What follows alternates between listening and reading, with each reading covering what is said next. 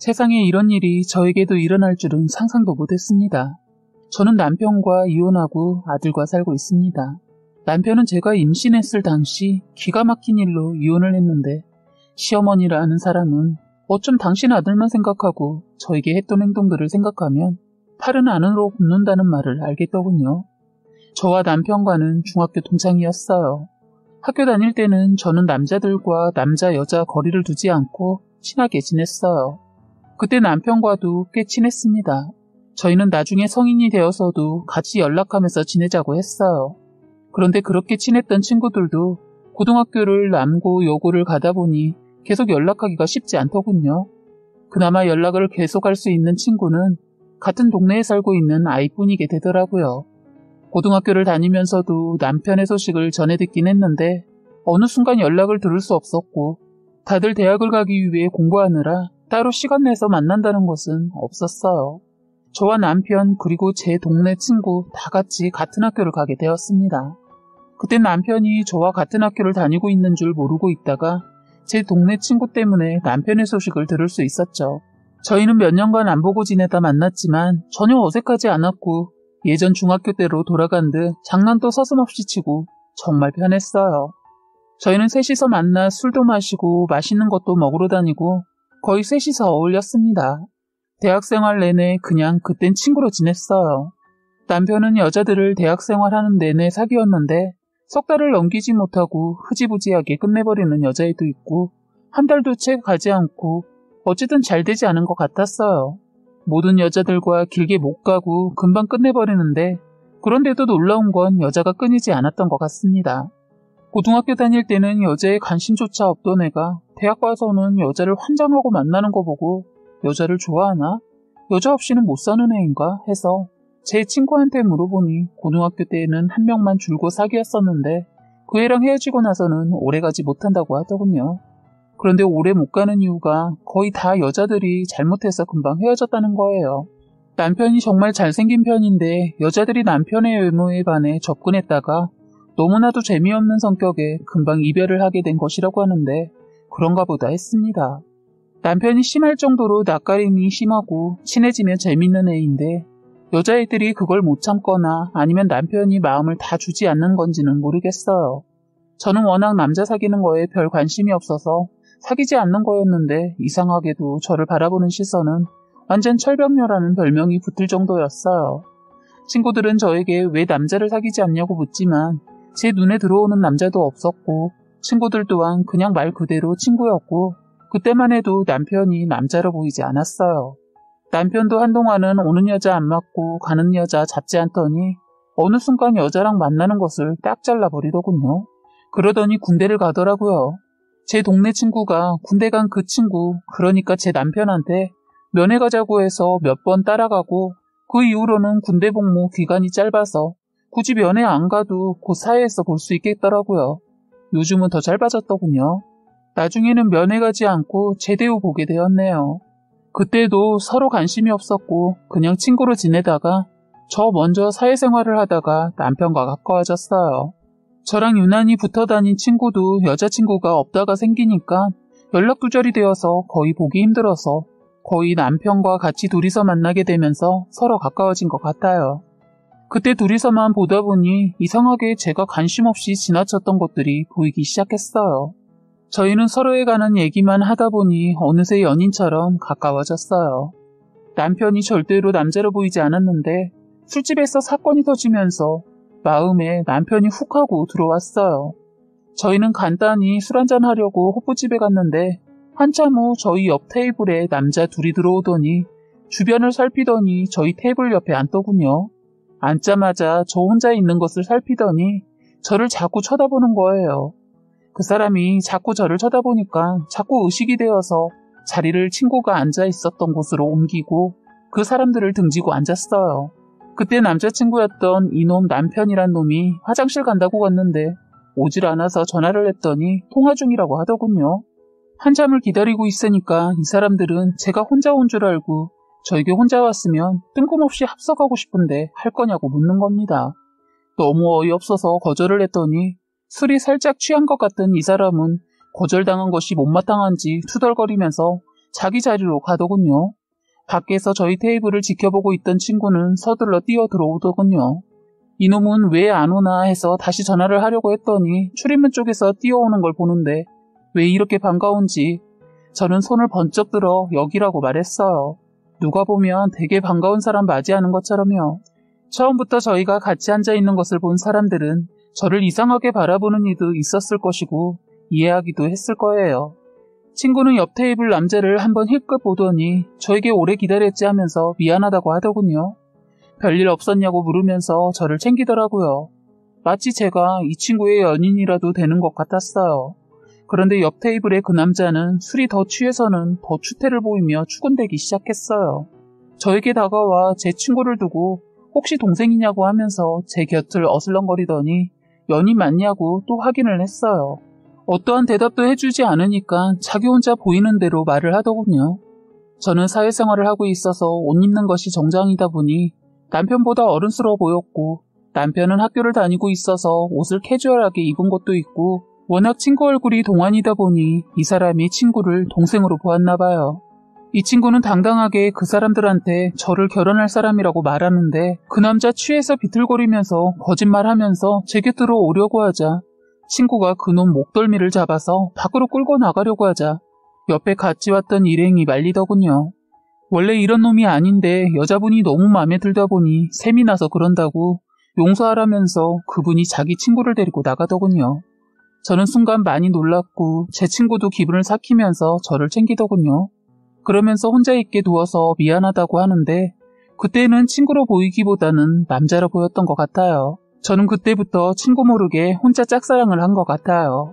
작은 호의도 저 혼자 크게 느끼며 완전 혼자서 북치고 장구치고 둘이 만나는 일이 있을 때도 평소에 입지 않는 치마도 입고 했네요. 그런 저를 이쁘다고 말해주면서 그동안 제가 이쁜 줄 몰랐었다고 하기도 하고 그런 말을 들으니까 서슴없이 했던 행동을 이제는 못하겠는 거예요. 그러니까 이 친구도 저에게 관심이 생겨서 제가 여자로 보였는지 저에게 조심스럽게 고백을 하더군요. 자기가 지금은 학생이지만 사귀어줄 수 있겠냐고 하면서 저에게 고백을 하는 거예요. 저는 그렇게 해서 남편과 사귀게 되었는데 저희는 5년 동안 연애를 했습니다. 워낙 어릴 적부터 봐왔고 친구로 지낸 지 오래되어서 5년을 사귀면서도 저희가 그렇게 오랫동안 연애를 하는지 몰랐어요. 연애를 하는 동안에도 시댁이라면 시댁인데 예비 시어머니와도 시간을 많이 보냈어요. 저를 며느리로 대하지 않고 딸처럼 대해주셨어요. 집안에 남자만 득실거리니까 저를 보자마자 엄청 많이 챙겨주시면서 좋아하셨어요. 어머니는 저를 대하면서 딸이 있다는 것이 이런 거구나 하시면서 제가 마치 딸이라도 되는 양 옷도 사주시고 전화도 먼저 하실 때가 많았어요. 그런데 저는 부담스럽거나 불편하지 않았습니다. 저희 집에는 시댁과 반대로 딸 부잣집이거든요. 제가 둘째라 집에서 존재감이 없었다고 해야 할까요? 그러다 보니 예비 시어머니의 관심과 사랑은 처음으로 받아본 사랑과도 같은 거라 저는 원없이 그 순간을 즐겼습니다. 어쩔 때는 예비 남편 없이도 둘이서 만나 쇼핑하고 밥 먹고 하기도 했으니까요. 시댁 사람들끼리 여행 갈 때도 예비 시어머니는 같이 가자고 졸라댔고 할 수 없이 가족 모임에도 끼어서 가게 되었는데 어차피 결혼을 할 생각이어서 좀 더 일찍 인사드린다 생각하고 다른 가족과도 인사를 하고 친하게 지냈습니다. 그리고 명절에도 당연히 저는 며느리가 된 것처럼 저희 집에서 어느 정도 장만 끝나면 저는 그 집에서 있었네요. 그런데 그땐 재미있었어요. 다들 잘해주고 정말 가족이 된 것처럼 지냈거든요. 그런데 지금 서로 남이 돼버린 지금에서야 생각해보면 왜 그렇게까지 했는지. 지금 생각하면 털털한 제 성격도 있었지만 제가 한 남자를 처음으로 사랑하게 되다 보니 올인을 해버린 것 같아요. 어떻게 보면 이런 제 행동이 쉬워 보이는지는 모르겠지만 저는 나름 가족과 친해지고 싶었어요. 그런데 같이 붙어 있다 보면 예비 남편의 흉도 보게 되고 우연히 과거도 알게 되잖아요. 예비 시어머니는 자기 아들이 여자의 여자도 모르는 아주 순진한 아들로 아시고 계시는 겁니다. 한 번도 여자를 사귀었다는 소리를 듣지 못했고 집에 여자를 데려온 적도 없었다고 했어요. 묻지도 않은 말을 하실 때 왜 저러나 했는데 알고 보니 미리 선수쳐서 제가 질문을 아예 못하게 만들었던 것 같더군요. 저는 예비 남편의 모든 연애사를 알고 있는데도 굳이 그렇게 알고 계신 예비 시어머니께 말씀드리기 그래서 그냥 넘겼어요. 그땐 현재가 중요하다고 생각했으니까요. 어찌 보면 그때 말하지 않아서 나중에 제가 더 엄청난 사실도 알게 된 것은 아닌가 싶네요. 여하튼 어머니의 이런 것이 진실이 아니다는 것을 사건이 터지고 나서 그 말이 다 거짓이었고 원래가 아들의 여자가 생기면 무조건 잘해주는 그런 사람이라는 것을 알게 되었네요. 만약 연애하면서 이 사람이나 시댁 가족들이 저에게 안 좋은 모습을 보였거나 마음에 안 드는 행동을 했다면 저는 결혼을 다시 생각했을 뿐만 아니라 연애도 그리 오래 하지 않았을 겁니다. 남편이 자리 잡고서 저희 부모님께 떳떳하게 결혼 승낙 받고 싶다 하여 오랜 시간 동안 기다렸고 저 또한 그 사이 승승장구했답니다. 결혼이 아니어도 저 혼자 충분히 살 수 있는 한마디로 능력 있는 여자였어요. 시어머니도 그런 저를 대단한 며느리로 대해주셨고요. 저희는 연애하는 동안 아무 탈 없이 긴 연애를 끝내고 저희는 결혼을 했습니다. 저희는 결혼하기 전 2세 얘기도 많이 하게 되었는데 이 사람 아이를 엄청은 아니어도 좋아하는 편이라고 하더군요. 저도 아이를 엄청은 아니어도 한 명 정도는 낳고 싶었어요. 그리고 무엇보다 시어머니 결혼하자마자 아기 얘기를 하는 거예요. 예쁜 손녀 하나 낳아달라고 애만 낳으면 자기가 다 키워주겠다고 하시더군요. 딸을 낳고 싶었는데 못 낳아서 손녀라도 자기가 키워보고 싶다는 거예요. 그러시면서 저보고는 애 낳으면 알아서 키워줄 테니 일만 하라고 신경 안 쓰게 잘 키워주겠다고 호언장담하셨어요. 그렇다고 어머니 때문에 바로 애를 가지려고 한 것은 아니고 저희도 나이가 있고 이제는 애가 있어도 되겠다 싶었어요. 연애 오래 하다 보니 결혼을 한 거나 마찬가지였어서 결혼식을 따로 했어도 실감이 안 났어요. 그렇게 해서 애를 갖기 위해 노력하려고 했는데 막상 가지려고 하니 한 방에 생겼어요. 저는 행여나 막상 가지려고 했는데 안 생기면 어쩌나 라는 그런 생각이 들었던 것 같아요. 그런데 다행히도 고민 걱정 없이 애는 바로 가졌습니다. 그런데 남편은 처음에는 엄청 좋아하고 잘했는데 시간이 갈수록 이 사람이 변하기 시작했어요. 어느 날 친구 따라 동창회를 갔다 오더니 그 이후로 제가 배가 불러오면서 이상한 행동을 하기 시작했습니다. 그러더니 자꾸 귀가가 늦어지고 제가 말이라도 걸라 하면 짜증을 냈어요. 저희 시어머니, 친정 식구들이 다 복덩이 생겼다고 다들 좋아했는데 남편이 저러니까 저는 약간의 우울증 증세가 보이기 시작했어요. 그리고 임신해서 제가 먹덧이란 걸 했는데 자꾸 체중이 늘어나고 50kg였던 제가 완전 70kg가 넘어가는 몸무게가 되자 저도 제 모습을 보고 너무 힘든데 남편이란 사람은 저를 혐오스러운 눈빛으로 저를 쳐다보는데 더 이상 못 살 것 같았어요. 지 새끼 가진 저를 그런 식으로 대하는 자식을 끝까지 참고 가기에는 제가 그렇게 착하거나 못나지는 않았거든요. 참 초창기 때 약간의 몸 상태가 안 좋아서 직장은 쉬는 걸로 하고 집에 있었는데 그때부터 더 심하게 먹덧이 왔던 것 같아요. 저는 남편의 눈빛이 도저히 잊히지 않았어요. 치욕스러웠거든요. 그래서 먹는 것을 참아보고 그때부터 먹는 것도 조절했습니다. 그래도 남편은 여전히 다른 사람처럼 저를 대했고 뭔가에 빠져있는 사람처럼 보였어요. 그런데 꼬리가 길면 잡힌다고 이놈이 동창회에 갔다가 예전에 고등학교 때 사귀었던 여자 소식을 듣게 되었나 봐요. 남편은 그 여자랑 바람을 피우고 있었던 거예요. 저는 이것들의 추악한 짓을 한 증거를 다 잡아서 이혼하는데 저에게 유리하게 이혼을 하고 그 여자 세상에 일찍 결혼해서 애도 셋이나 있더군요. 그런데 애들도 크고 남편도 주말부부로 지내고 있었더군요. 완전 바람 피우기 딱 좋은 조건을 가지고 있었더라고요. 남편은 평일에 늘 귀가가 늦었는데 그 내연녀랑 시간을 보내느라 정신없었더군요. 차 안에서도 그 여자 집에서도 그런 짓을 했는지 남편 폰 사진 속에 있는 사진을 얼핏 보니 그 여자 애들이구나 할 만한 것들이 보이더라고요. 몹쓸 인간 지 마누라 임신해서 있는 동안 바람 피우고 그 여자도 참 못된 게 애새 키워보자고 힘들게 주말부부로 지내면서까지 애쓰고 있는 남편을 두고 바람을 피웠더군요. 저는 이 둘은 벌을 받아 마땅하다고 생각하고 남편과 이혼하고 그 여자는 상간녀 소송 걸어서 끝냈습니다. 그런데 웃기는 게 저는 제가 이혼하고 그 여자도 이혼하면 둘이 더 불이 붙어서 환장하고 만날 줄 알았는데 이것들은 스릴을 즐겼던 것인지 되려 자유로운 몸이 되었는데 만나지 않고 둘의 관계를 끝냈다고 하더군요. 이것도 손뼉이 맞아야 한다고 둘이 그런 것도 죽이 척척 맞는지 깔끔하게 정리했다네요. 그런데 그 여자 만나는 남자가 한둘이 아니라고 들었어요. 이제 그쪽 남자도 포기를 한 것 같았어요. 이제 저처럼 자유롭게 놔줄 테니 한 번 더 더럽게 살아보라고 놔줬는데 되려 그 여자는 자유를 즐기지 못하고 지금 그 여자 애들 아빠한테 매달리고 있다고 하더군요. 또 상처를 주고 있더라고요. 애들도 몰래 가서 만나고 해서 지금은 법으로 조치는 취했다고 하는데 참 이상한 여자라는 생각이 들었어요. 저희 집 남자도 별 다를 건 없는 것 같아요. 그런데 한 번에 해결된 게 저희 딸 부잣집이라고 했잖아요. 그러니까 저희 언니하고 동생들이 이혼한 이놈 회사에 쫓아가서 두 번 다시 얼씬거리지 못하게 하고 왔어요. 연애 때나 결혼해서 제가 힘들어도 친정에 어떠한 얘기를 한 적이 없었기 때문에 언니랑 동생들이 남편을 엄청 잘해줬는데 나중에 모든 사실을 알고 배신감에 동생들이 더 난리를 쳤어요. 한 번은 저희 막내가 달걀 한 판을 사가지고 가서 퇴근하고 나오는 자기 형부에게 던져버렸다네요. 다시 언니 괴롭히거나 조카 보러 오면 나중에는 더한 짓을 할 거라고 협박까지 했다고 했어요.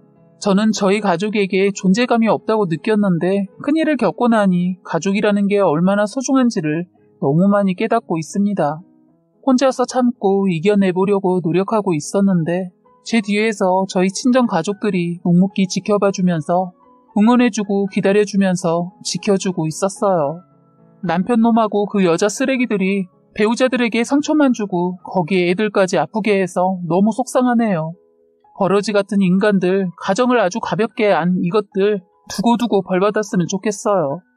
여기서 잠깐 여러분들이 이들의 바람을 어떻게 잡았는지 궁금하실 것 같아 간단히 말하자면 남편이 폰이 물에 빠져 고장이 났다고 해서 봤더니 전원이 정말 먹통이더군요. 남편은 바로 다른 폰을 구매했고 그 전에 있던 폰은 잊고 있었던 거예요. 저도 폰에 이상이 있어서 마침 가는 길에 남편 폰도 가져다가 맡겼어요. 제 거는 몇 시간 기다려서 수리가 되었는데 남편 거는 시간이 필요하다고 해서 두고 며칠을 잊고 지냈는데 연락이 와서 찾아왔다가 저는 못 볼 것을 보고 말았던 겁니다. 둘이서 못된 짓은 다 했더군요. 이 사람 그 여자 동의 없이 폰으로 둘의 그런 장면을 녹화했던가 봐요. 여자 목소리가 들리는데 혹시 폰으로 찍고 있냐고 하고 남편은 아니다 걱정 말라고 하더군요. 기가 막혀서 혹시나 하는 마음에 저는 제 것도 있나 해서 들춰봤는데 세상에 정말 기가 막혔습니다. 저희가 5년을 사귀었지만 그런 일은 많이 없어서 많은 영상이 없었지만 몇 가지 존재하고 있었어요. 저는 손이 떨리고 심장이 떨려서 아이를 위해 진정을 하고 저는 이것을 최대한 매장시키려고 작심을 하고 바로 변호사를 알아봤어요. 시어머니 병원에서 제가 아들을 가졌다는 말에 자긴 절대로 손주 못 키워준다며 이혼할 때 꼭 애 데리고 가라고 하더군요. 기가 막히지 않습니까? 그럼 딸이면 두고 가라는 건지. 그리고 시어머니 그동안 모른 척, 좋은 척, 척척 아주 연기들을 아주 잘해왔더군요. 지긋지긋한 시댁 사람들과 끝내고 나니 이제야 제 삶이 보였어요. 저는 이제 시댁 쪽으로 눈길도 안 줄 거고 채씨가 싫어졌습니다. 아이 생각해서 복직도 했지만 경력이 단절되어 걱정했는데 저는 지금 잘 되어가고 있어요. 현재 진행형은 너무 잘 풀려서 살만합니다. 저에게 복덩이가 왔어요. 제 아들을 두고 재수없다고 말한 못된 시어머니, 지금은 자기 아들이 싸질러 놓은 새끼들 뒷수습하느라 정신없다고 들었네요. 그놈 소식 듣고 싶지 않은데 친구가 자꾸 전해주네요. 이번에는 나이 많은 여자를 만나서 임신해서 중절 수술을 하다 그 여자 남편한테 들켜 죽도록 얻어 터졌다고 들었네요. 여자가 끊이지 않았었던 그 애를 잠깐 잊고 그 긴 세월을 함께한 것이 화가 나지만 이제라도 끝날 수 있었던 게 얼마나 천만다행인가 싶습니다. 이제 저는 행복해지고 싶어요. 제 아들을 위해 많이 웃고 좋은 일만 있길 바랄 뿐입니다. 지금까지 여러분의 소중한 사연을 읽어드리는 해바라기 사연방이었습니다. 구독과 좋아요, 알림 설정 부탁드리겠습니다.